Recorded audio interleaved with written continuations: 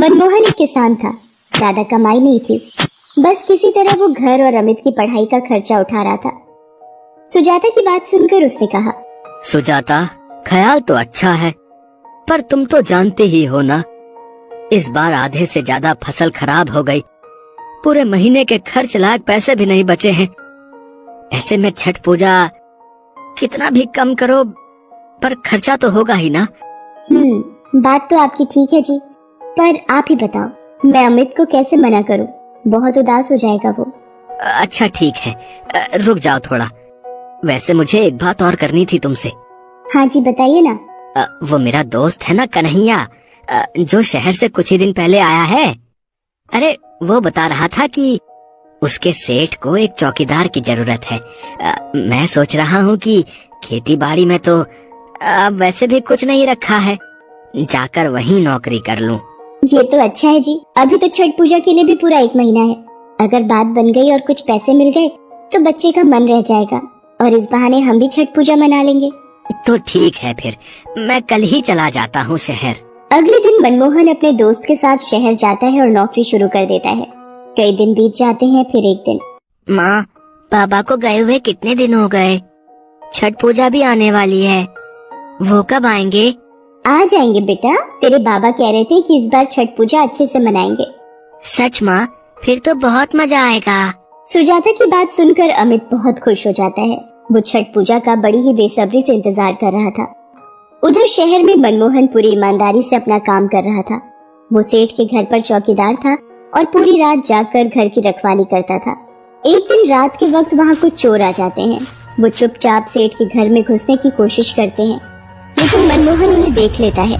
वो चिल्लाकर कहता है, ए, कौन है वहाँ?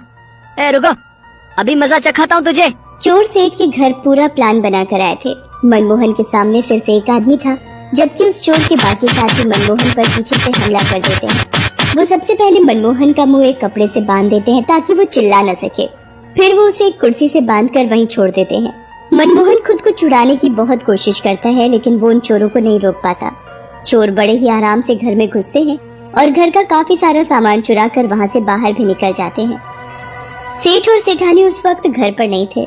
वो एक पार्टी में गए हुए थे और रात को देर से घर आने वाले थे। चोरों को ये बात पहले से ही पता थी। चोरों को जाते देखकर मनमोहन पूरी ताकत लगाता है और आखिरकार वो रस्सी तोड़ देता है, लेकिन तब तक बहुत देर हो गई थी।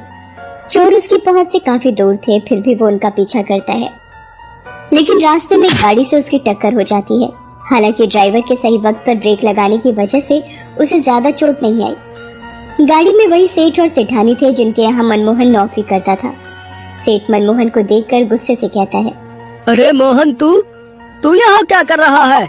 घर में कोई घुस गया तो? घुस गए साहब, घुस गए, चोर घुस गए और चोरी करके भाग भी गए। मैं उन्हीं के पीछे तो भाग रहा था।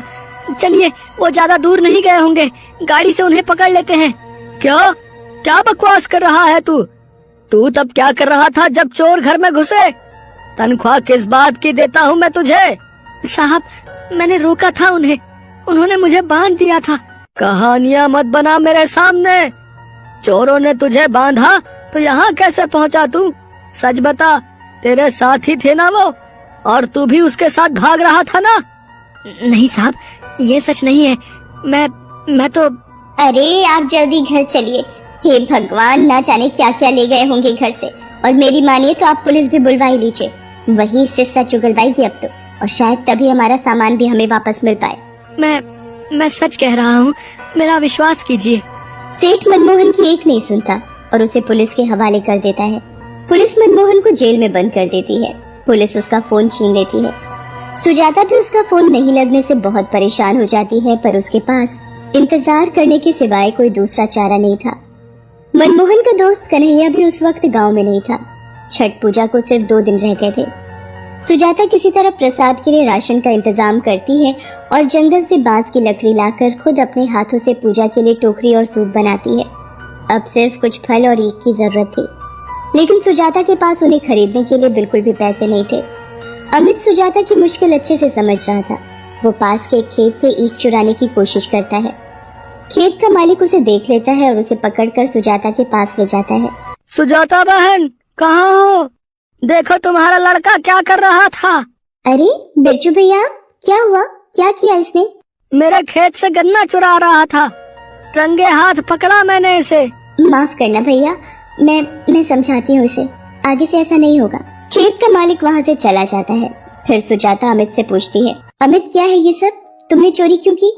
माँ, मुझे पता है आपके पास छठ पूजा के लिए ईख और फल खरीदने के लिए पैसे नहीं है। बाबा भी पता नहीं कहाँ है, तो मैंने सोचा। तो तुमने सोचा कि चोरी करके त्योहार मनाओगे? नहीं बेटा, ये बहुत गलत बात है। ऐसे छठ पूजा मनाने का कोई फायदा नहीं। तो क्या हुआ अगर हम बिना ईख और फलों के पूजा करते? पूजा में श्रद्धा की अहमियत सबसे ज्यादा होती है बेटा।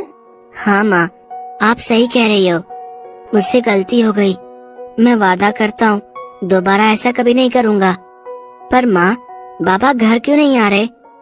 वो आ जाते तो हम ईख और फल भी खरीद पाते ना। सुजाता के पास अमित के सवाल का कोई जवाब नहीं था। वो खुद मनमोहन के घर न आने से दुखी थी। फिर छठ पूजा का पहला दिन आ जाता है। वो पूरे विधि विधान से व्रत रखती है और अमित भी हर विधान को उसके साथ पूरा करता है। सूर्य भगवान को अर्घ्य देने के साथ ही सुजाता प्रार्थना करती है, हे सूर्य भगवान, आप तो पूरे संसार का अंधेरा दूर करते हो। मेरे पति कहाँ हैं, कैसे हैं, मुझे नहीं पता।